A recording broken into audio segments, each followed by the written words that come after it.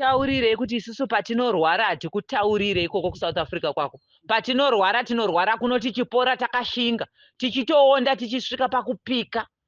Iwo kana warwara shinga upike uri ikoko kune hama dzako. Usataurire shoko vanhu vari kuno kuti uri kurwara. Isusu patakamborwara takambokuudza wakatitumira chinhu. Wakambotitumira mapiritsi iwe.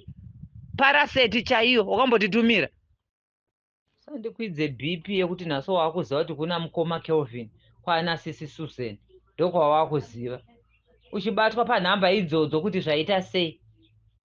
Iri tsaona of course. Asi munhu ukaenda poto uchikomunicata nehama dzako. KuZimbabwe makadi handina mari, ndasvika kuSouth Africa basa raramba kutamba. Vama vanhu vari kuno kuZimbabwe vane rudo rwekuti hama kana zvaramba vanokutumira mari wodzoka kumba. Asi iwe kutoti nya kusvika udhirike zvawakaita izvo zvawanga uchitodya mari yako. Wakatodzima mafoni usingade kuti tikufonere uchiti vanondidyira mari yangu. Naso wakuti ndiite konde konde. Nhamba dzako idzodzo ndiri kukutsvaga nenhamba dzako dzekuSouth Africa izvozvo. Urere papo nechifoni chako ichocho, chitengese chikutakure uye kumusha.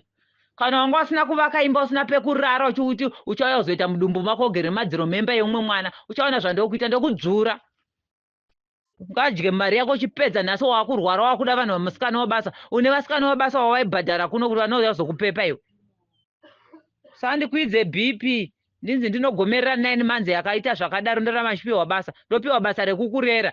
Naso wakura utadza kuziva kuti kune hama pawarwara ndo pakuda kuchengetwa. Kana uchida kudiwa dzidza kuda hama. Kana wakatadza kuda hama kudoku ndizvozvo. Tinosangana chete uchiuya pabhasi, ndauza bhasi raunoona nawo nezvandinokuita.